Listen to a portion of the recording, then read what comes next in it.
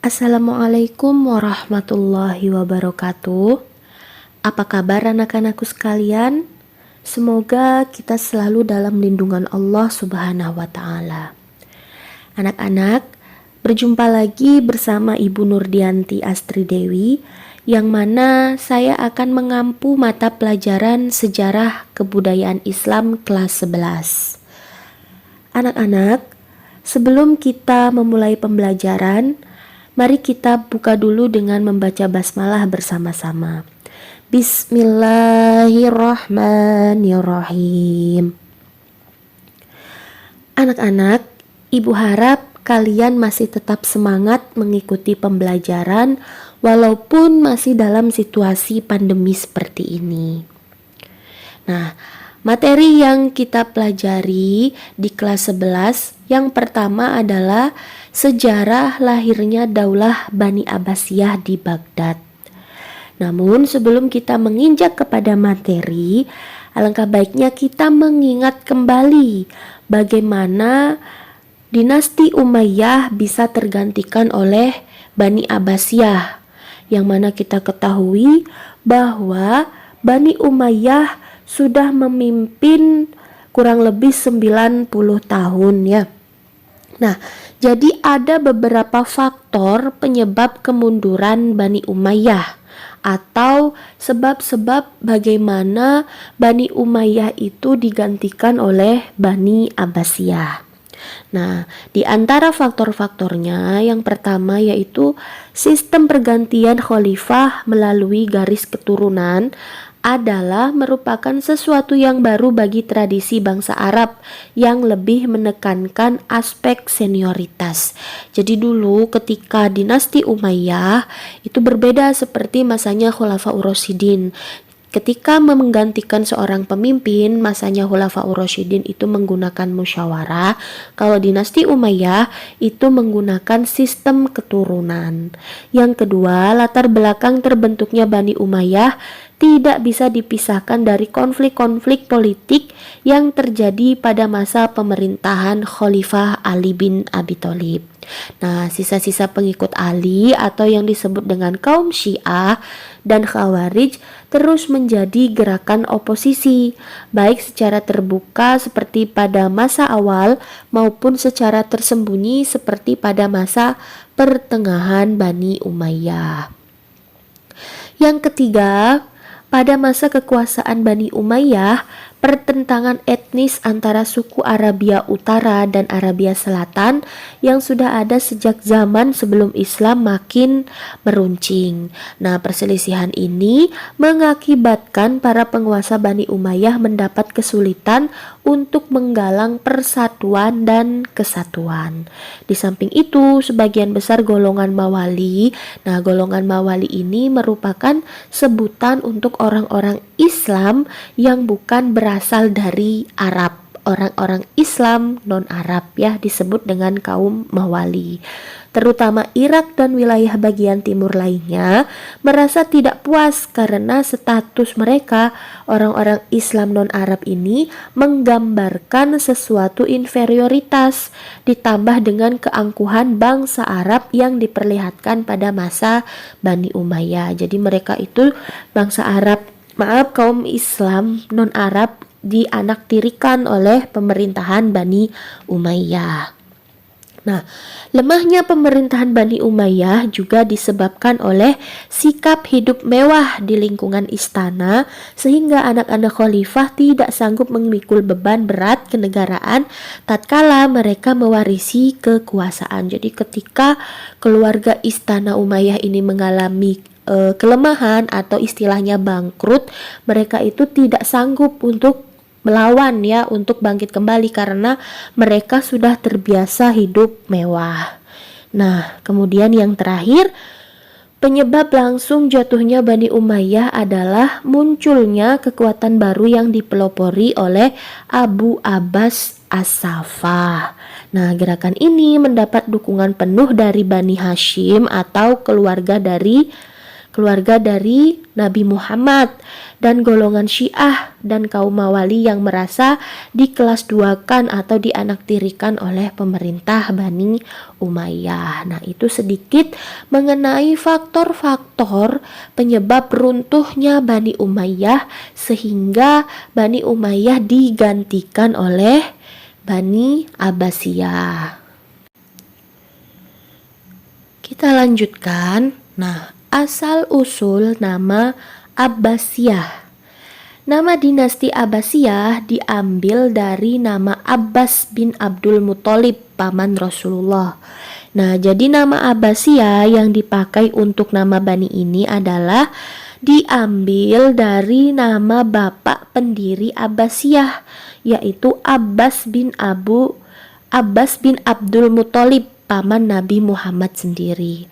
Nah, proses lahirnya Abbasiyah dimulai dari kemenangan Abu Abbas dalam sebuah perang terbuka, yaitu di daerah Al-Zab ya, melawan Khalifah Bani Umayyah yang terakhir, yaitu Marwan bin Muhammad. Nah, jadi dulu ketika Marwan bin Muhammad itu menjabat menjadi seorang pemimpin atau khalifah dinasti Umayyah, beliau ini bisa dikatakan seorang pemimpin yang lemah ya.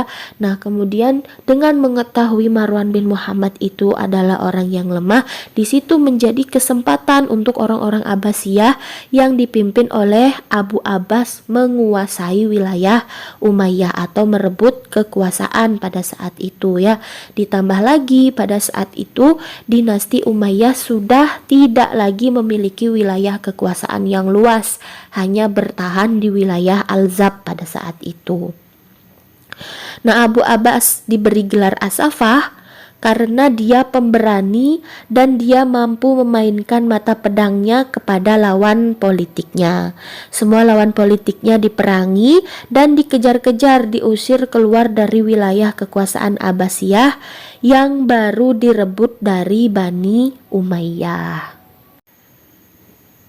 Kemudian kronologi lahirnya Daulah Bani Abbasiyah. Yang pertama, Bani Abbasiyah melakukan pemberontakan di Khurasan. Kenapa kok di wilayah Khurasan? Jadi kota ini merupakan sebuah kota yang terletak di wilayah Iran pada saat ini. Nah, di Khurasan terdapat banyak pendukung keluarga Bani Hashim yang notabene merupakan keluarga Nabi Muhammad SAW. Nah, jadi dulunya di Khurasan ini dihuni atau ditempati oleh keturunan Bani Hashim. Selain itu, di Khurasan juga banyak sekali terdapat orang-orang Mawali. Nah, hal ini dijadikan kesempatan oleh Abu Abbas dan juga pasukannya Abu Muslim Al-Khurasani untuk memerangi Marwan bin Muhammad dan pasukannya Bani Umayyah. Nah, Khurasan juga tempatnya jauh dari orang-orang Muawiyah, sehingga di situ mereka bisa mendapatkan pasukan yang lebih banyak. Yang pertama dari kaum Bani Hashim, keluarganya Rasulullah, yang mana Bani Hashim ini tidak setuju dari awal jika Muawiyah bin Abi Sufyan yang menggantikan Khulafaur Rasyidin pada saat itu. Kemudian yang kedua orang-orang Syiah. Orang-orang Syiah ini pengikut Ali yang merasa dihianati pada saat itu.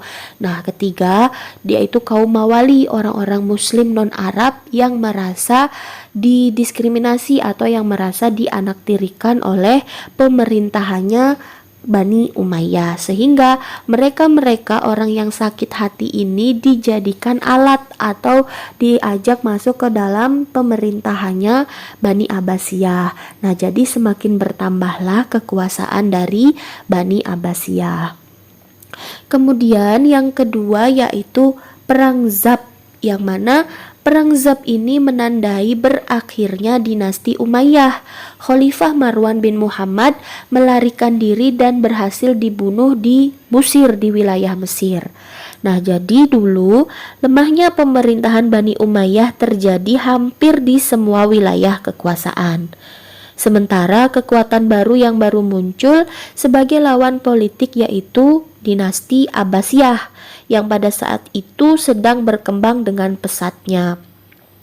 Nah, Abu Abbas memimpin Abbasiyah yang baru menguasai berbagai wilayah Umayyah dibantu oleh tentara bayarannya yang bernama Abu Muslim al-Khurasani.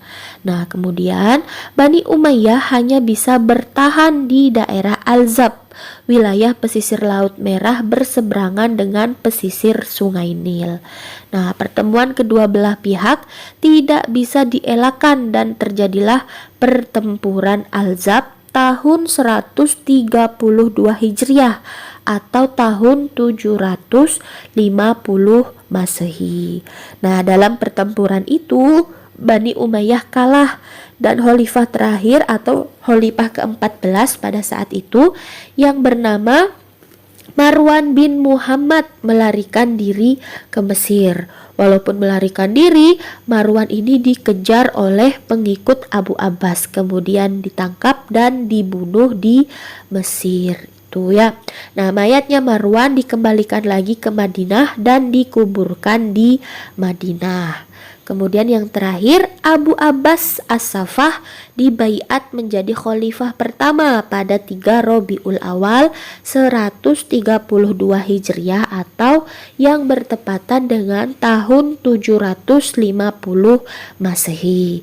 Dengan terbunuhnya Marwan bin Muhammad dalam perang Al-Zab, nah kemudian otomatis Abu Abbas As-Saffah yang memimpin Bani Abbasiyah pada saat itu dalam peperangan diangkatlah menjadi seorang pemimpin atau menjadi seorang khalifah pada saat itu ya, khalifah Bani Abbasiyah. Diingat-ingat, jadi Bani Abbasiyah itu berdiri pada tahun 132 Hijriah atau yang bertepatan dengan tahun 750 Masehi setelah berhasil mengalahkan pemimpin atau khalifah terakhir dari Bani Umayyah, yaitu Marwan bin Muhammad dalam perang Al-Zab.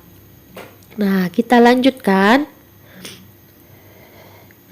Tokoh dan pendukung gerakan Abbasiyah.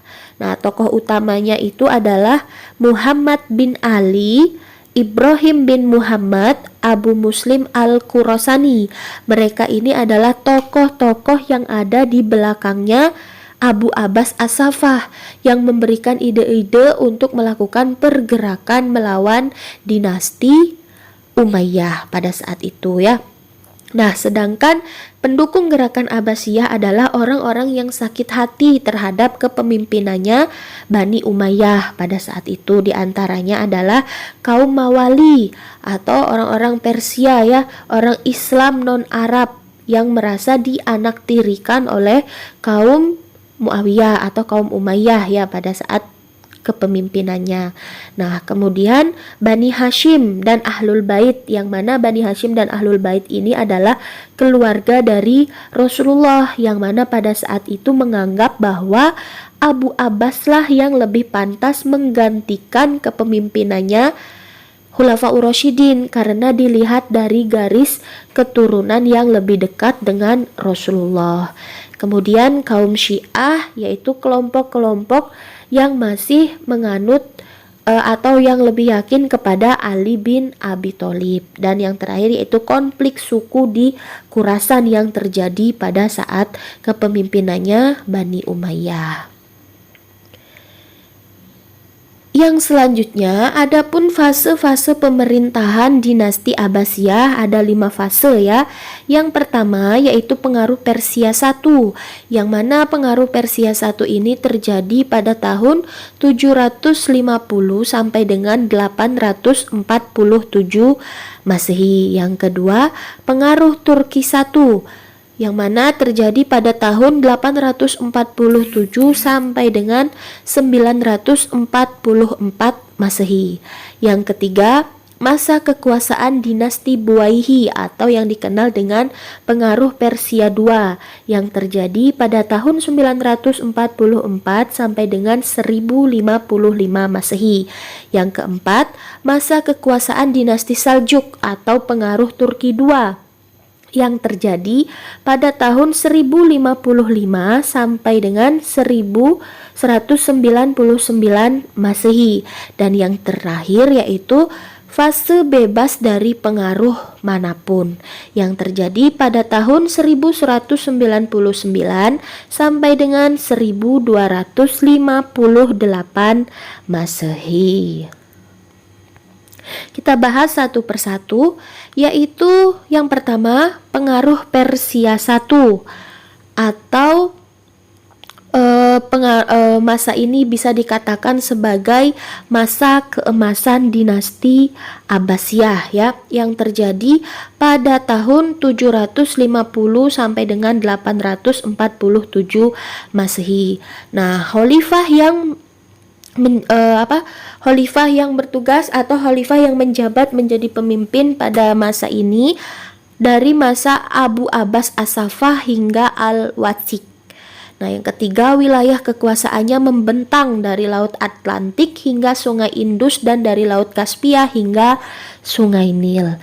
Nah, disebut sebagai pengaruh Persia pertama, yaitu berlanjut dari kekuasaan khalifah pertama Abu Abbas As-Saffah, yaitu pada tahun 750 Masehi sampai khalifah ke-9 yaitu Al-Wathik tahun 847 Masehi. Nah, Abu Abbas As-Saffah dan Abu Ja'far Al-Mansur khalifah pertama dan kedua disebut sebagai peletak pondasi yang kuat dinasti Abbasiyah pada saat itu ya. Nah, Abu Abbas dengan sikap tegas dan beraninya mampu mengusir paksa semua bekas keturunan Muawiyah dari wilayah yang baru direbutnya dari kekuasaan Bani Umayyah. Jadi sudah merebut wilayah kekuasaannya Bani Umayyah, mereka sisa-sisa dari golongan kaum Umayyah diusir ya oleh Abu Abbas As-Saffah. Sehingga wilayah Islam Abbasiyah pada saat itu menjadi aman dan kondusif. Nah, kemudian sedangkan Khalifah Abu Ja'far Al-Mansur dikenal sebagai penerus kebijakan Khalifah pertama dengan merintis berdirinya Baitul Hikmah atau perpustakaan. Nah, ini ya. Adapun tokoh-tokoh dinasti Abbasiyah pada fase pembentukan atau pada fase pengaruh Persia yang pertama, ada Abu Abbas As-Saffah yang menumpas habis Bani Umayyah dan pendukungnya. Nah, Abu Ja'far Al-Mansur membangun kota Baghdad. Nah, beliau ini, Abu Ja'far Al-Mansur ini meneruskan apa yang sudah dibangun oleh Abu Abbas As-Saffah.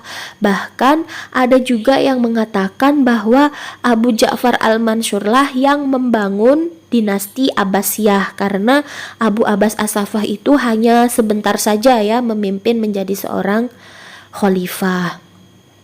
Nah, kemudian mengangkat wazir dari Khalid bin Barmak. Nah, Khalid bin Barmak ini adalah orang dari Persia ya. Berbeda dengan kepemimpinannya Umayyah. Dulu orang-orang Umayyah atau khalifah-khalifah Umayyah tidak pernah mau mengangkat wazir atau orang-orang pemerintahan berasal dari orang-orang non-Arab.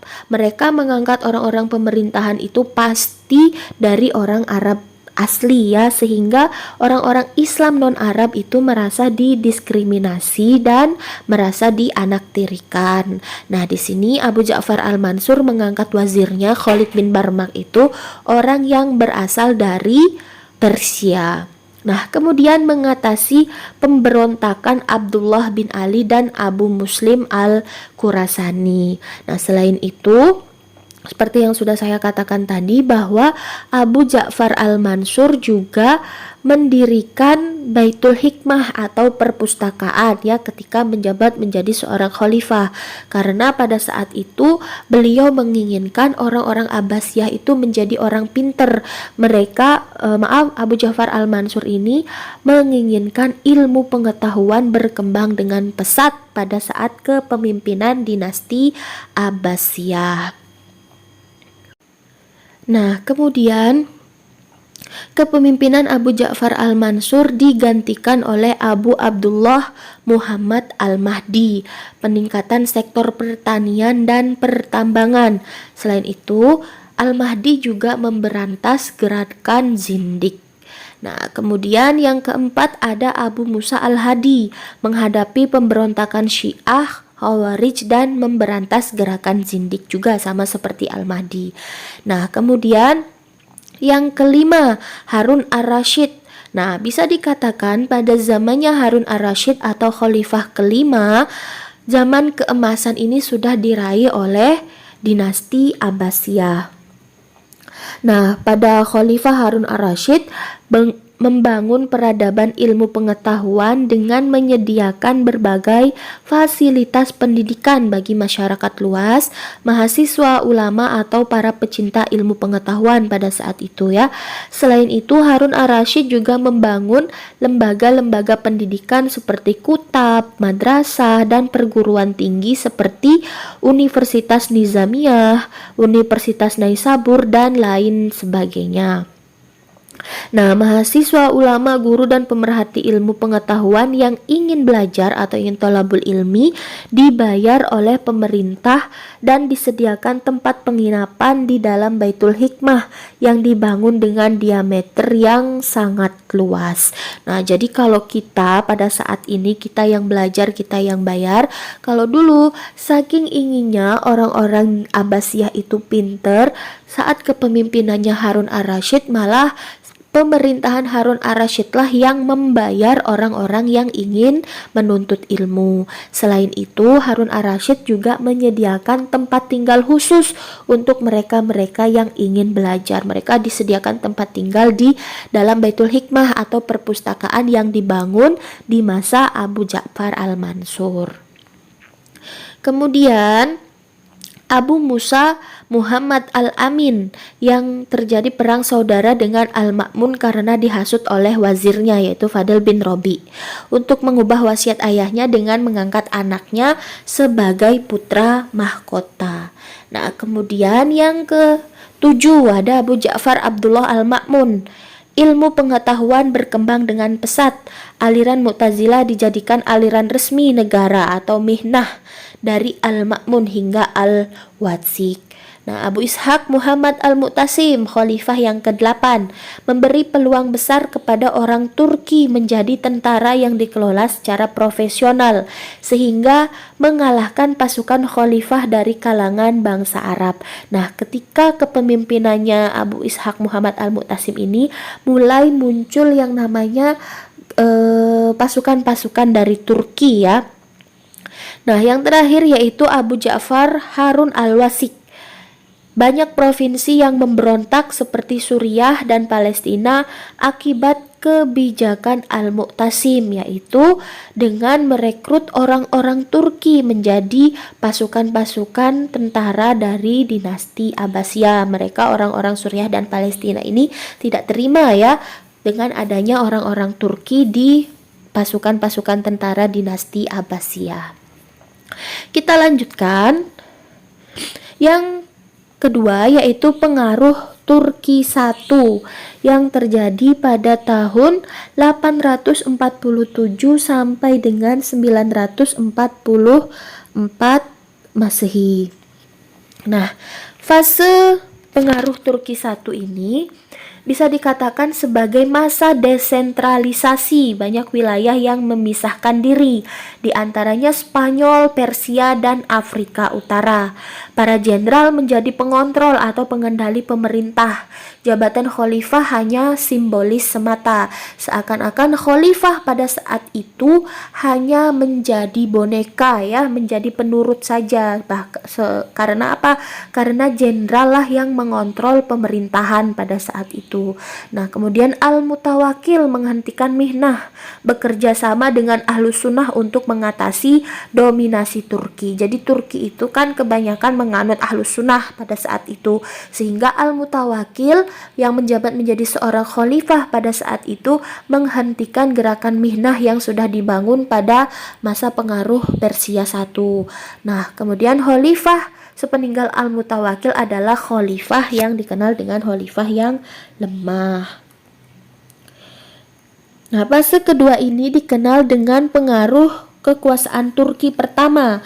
Fase ini dimulai dari khalifah ke-10 yaitu Al-Mutawakil.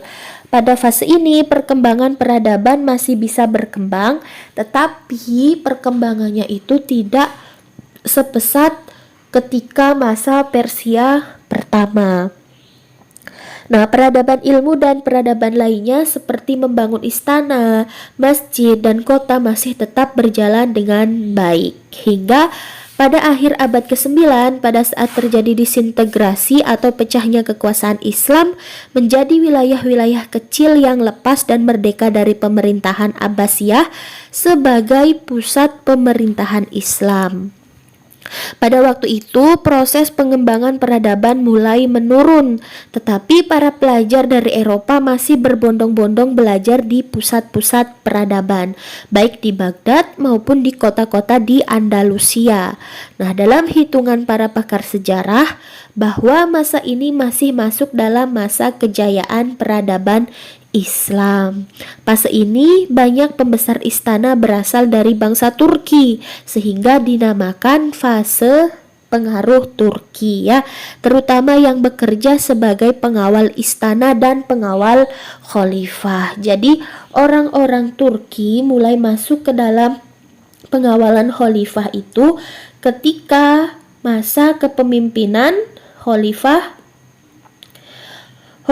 Abu Ishaq Muhammad Al-Mu'tasim ya. Nah, dari Al-Mu'tasim lah mulai muncul orang-orang Turki di pasukan-pasukan pengawal dinasti Abbasiyah. Nah, kemudian kita lanjutkan pengaruh Persia II atau kekuasaan dinasti Buwayhi. Nah, fase ketiga ini kondisi politik tidak stabil karena adanya perebutan jabatan Amirul Umara di antara penguasa dinasti Buwayhi. Nah, khalifah kehilangan legitimasi keagamaan. Banyak lahir ilmuwan seperti Ibnu Sina, Al-Farabi, Ibnu Maskaweh, Al-Biruni, dan lain-lain. Nah, khalifah Al-Muqtafi hingga Al-Qadir yang menjabat menjadi seorang pemimpin ketika pengaruh Persia II atau pengaruh fase ketiga ya.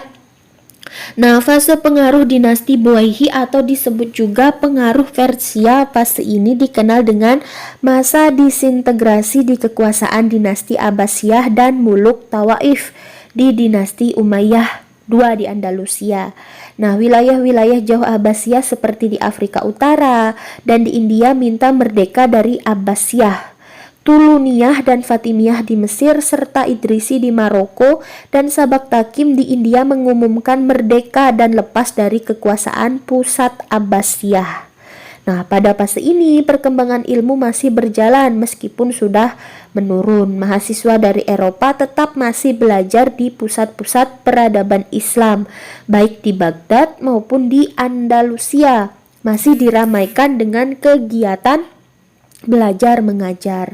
Nah, karya-karya monumental dari Muhammad Al-Khawarizmi, Al-Ghibra, Al-Jabar dalam bidang matematika dan logaritma, serta karya Ad-Dawa Al-Qanun fit Tibb, Asy-Syifa dari ilmuwan Umayyah Andalusia seperti Ibnu Sina, Ibnu Zuhur masih menjadi idola para pelajar Eropa untuk mempelajarinya. Jadi ilmu pengetahuan pada fase ini masih berkembang ya, walaupun tidak sepesat sebelumnya. Nah, jadi pelajar-pelajar dari Eropa itu masih datang ke Baghdad untuk menuntut ilmu. Terlebih pada saat ini, pada pengaruh Persia II, banyak sekali lahir ilmuwan-ilmuwan ya yang menjadi toladan atau menjadi contoh untuk para pelajar pada saat itu. Nah, yang selanjutnya yaitu fase keempat atau pengaruh Turki II, masa dinasti Saljuk. Khalifah Abu Ja'far Abdullah Al-Qaim bekerja sama dengan Tugril Bek dari dinasti Saljuk untuk menghilangkan dominasi Buwayhi. Khalifah mendapatkan legitimasi keagamaan kembali. Nah, khalifah yang menjabat yaitu Al-Qaim hingga Al-Mustadi' dan An-Nasr. Dalam sejarah fase keempat ini disebut dengan fase kekuasaan Bani Saljuk atau dalam sejarah sering juga disebut dengan nama fase pengaruh Turki kedua. Kegiatan ilmu pengetahuan masih berjalan seperti yang dikembangkan oleh Bani Abbasiyah dan Umayyah di Andalusia. Meskipun bersifat konsertatif atau berjalan di tempat, di wilayah Islam seperti Mesir telah berkobar perang salib menghadapi kaum Nasrani yang berlangsung selama 2 abad. Menarik untuk dicermati dalam sejarah bahwa orang-orang Nasrani pada waktu itu selain berperang dengan umat Islam dalam perang salib, mereka juga belajar di universitas-universitas Islam yang masih bertahan dengan proses belajar mengajar. Nah, pada saat ini, pada masa dinasti Saljuk, orang-orang Eropa masih belajar di Baghdad ya, walaupun pada saat itu ilmu pengetahuan belajar di tempat tidak seperti sebelum-sebelumnya yang berkembang dengan pesatnya. Karena apa? Karena pada saat ini orang-orang Nasrani mulai menyerang kaum muslimin ya. Tetapi uniknya walaupun mereka menyerang kaum muslimin, mereka juga belajar di kampus-kampus atau di tempat-tempat belajarnya orang-orang Islam. Nah, orang-orang Islam itu tidak pernah yang namanya menolak walaupun berbeda keyakinan, mereka tetap diperbolehkan untuk menuntut ilmu di tempat mereka, seperti itu ya. Nah, yang terakhir yaitu bebas dari pengaruh manapun. Wilayahnya terbatas di Baghdad sehingga dengan mudah dikalahkan oleh pasukan Mongol di bawah Hulagukan. Baghdad dihancurkan, penduduknya dibunuh dan perpustakaan dibakar. Khalifah An-Nasr hingga Al-Mu'tasim yang menjabat menjadi khalifah terakhir dari dinasti Abbasiyah. Nah, fase ini dikenal dalam sejarah perkembangan Islam sebagai fase lemah sampai fase hancurnya kekuasaan Islam Abbasiyah. Setelah terjadi disintegrasi dan perang salib dalam wilayah Islam, maka kekuasaan Islam Abbasiyah di Baghdad maupun kekuasaan Umayyah II di Andalusia semakin menurun. Bahkan pada tahun 1258 Masehi, Abbasiyah diserang dan dibombardir oleh kekuasaan Mongol dengan membakar sekian ilmu pengetahuan serta membakar mati para ilmuwan Islam Abbasiyah dengan cara membakar perpustakaan yang dijadikan pusat pendidikan orang-orang Islam pada saat itu ya, yang dibangun oleh Abu Ja'far Al-Mansur yang sudah mencapai puncak kejayaan, itu dihancurkan, dibakar begitu saja oleh pasukan Mongol pada saat itu ya. Nah, sekolah-sekolah serta membakar fasilitas-fasilitas umum serta pusat peradaban Islam yang ada di wilayah Andalusia. Nah, kemudian Andalusia dan Baghdad dihancurkan tanpa berbekas. Nah, kondisi peradaban Islam di Baghdad pada saat itu hancur lebur. 2 sungai yang besar yang membela kota Baghdad, Tigris dan Eufrat, hitam beberapa bulan lantaran dibuangnya abu pembakaran peradaban itu ke 2 sungai tersebut. Nah, setelah kejadian tragis itu, maka kekuasaan Islam yang selama 5 abad lebih membangun peradaban dengan susah payah telah takluk dan hancur binasa. Maka suramlah peradaban Islam, lesulah wajah peradaban Islam, dan berakhirlah kegemerlapan peradaban Islam. Tuh ya, jadi diingat-ingat, dinasti Abbasiyah itu terdiri dari 5 fase ya. Nah, mungkin cukup sekian dulu pertemuan kita atau pembahasan kita pada hari ini terkait sejarah lahirnya dinasti Abbasiyah dan juga fase-fase pemerintahan dinasti Abbasiyah. Nah, ada tugas sedikit. Coba kalian narasikan kembali bagaimana sejarah lahirnya dinasti Abbasiyah dan juga fase-fase pemerintahan dinasti Abbasiyah. Kalian tulis di bukunya maksimal 1 halaman saja. Tidak usah detail per poin ya. Maksimal 1 halaman saja. Kemudian kalian foto kirim ke saya, ke WA saya ya. Diingat tugasnya yaitu narasikan kembali bagaimana sejarah lahirnya dan juga fase pemerintahan dinasti Abbasiyah. Ditulis maksimal 1 halaman saja. Nah, semoga apa yang kita pelajari bermanfaat. Saya akhiri. Wassalamualaikum warahmatullahi wabarakatuh.